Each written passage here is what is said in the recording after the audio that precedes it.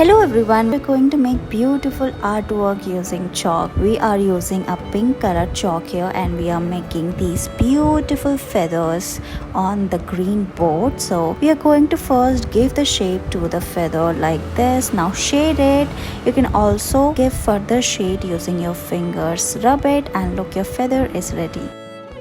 Let's make chalk drawing. We are using white chalk here. We are making the petals of the flower like this. We are using colorful chalk. After this we are making pink and white and blue color flowers here. You can use whatever color you like. Now draw all the petals. We are also using this orange color. Now draw the petals using green chalk and press it like this, and look, your bunch of flowers chalk drawing is ready.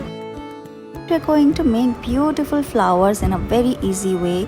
Just pick colorful chalks and make spiral lines on the green board like this, and look, your bunch of flowers are ready. You can also draw their leaves. Look, your bunch of flowers is ready. Thank you so much for watching this video.